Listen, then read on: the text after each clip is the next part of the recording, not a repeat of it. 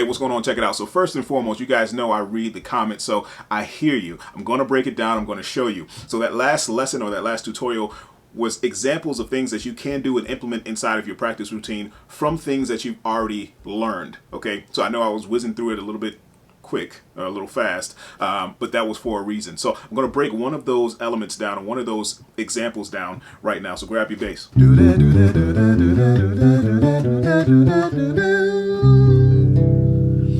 So that was the exercise that I was referring to in fourths. We've done it in thirds,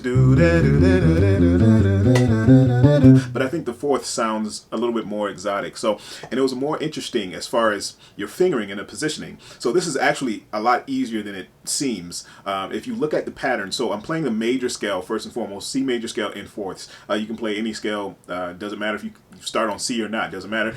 Starting from the 8th fret on the E string. And if you notice, every single note that I play, I'm starting on the first note, then playing a fourth from that. So if you have your C major scale, C, D, E, F, G, A, B, C, right? I'm playing a fourth right after that, pertaining to the note.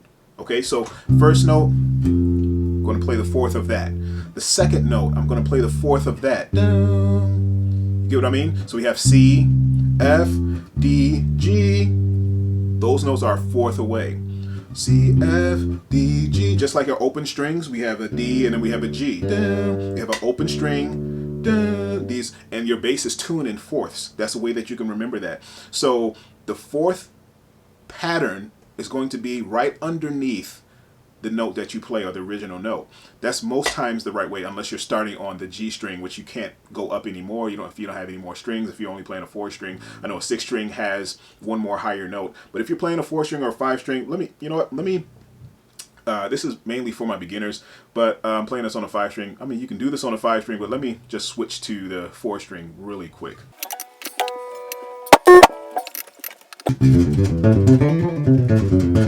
Anyway, so 4 string, same principle.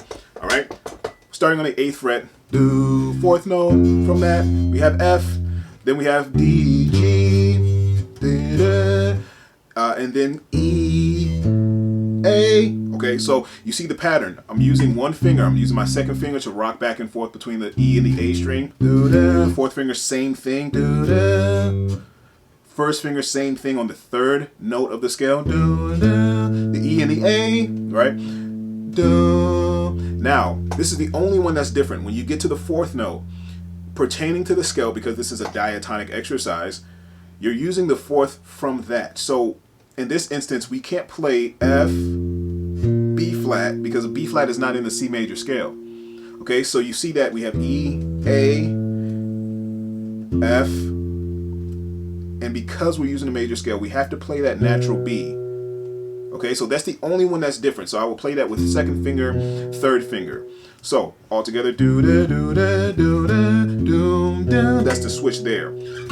Every other one is exactly the same. So we go up a little bit more. We have G, C, fourth finger. And I'll have this written out as well. Okay, so we have the next note, our 6th note, which is A, and then we have a D right underneath that. It works out just the same. So we have B, E, third finger. I will use that with the third finger. The next one, right next to it, we have C, and then we have F.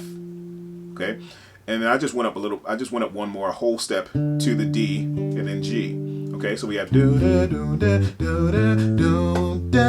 that tritone there, or that flat 5 interval, but it's really a fourth, but I'm playing pertaining to the scale and diatonically to the scale, so that's why that one is different.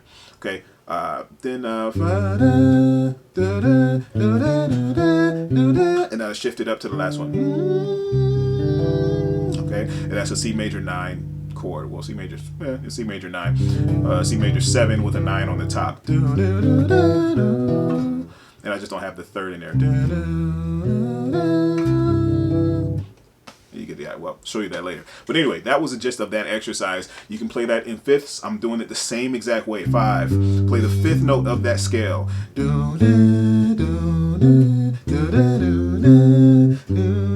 That one is a little bit more difficult. I'll go over that one in a little later date.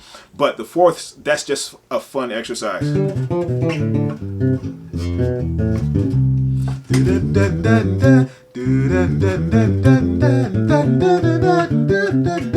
It's just fun. It's just fun to do. It's an easy fingering.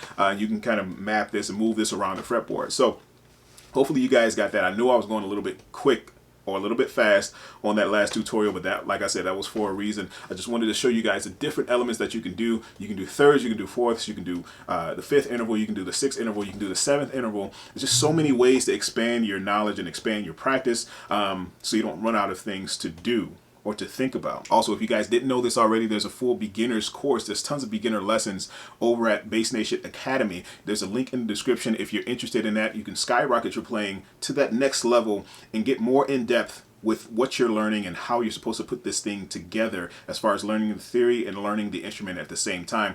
So if you're interested in that, it's a 3-day free trial. You can try it out. If you don't like it, cancel it. If you do, you made the best decision of your life. Also, if you're new here and you like this video, it only makes sense to give it a thumbs up. Also, if you're not subscribed, hit that red subscribe button, turn on that notification bell icon so the next time I post something, you'll get notified immediately. Okay, let's wrap it up. So if you guys have any questions, you know what to do in the comment section. I'll try to get to you as soon as I possibly can. Make sure your notes are coming out clean, clear, and precise, and I'll catch you guys in the next one. Peace.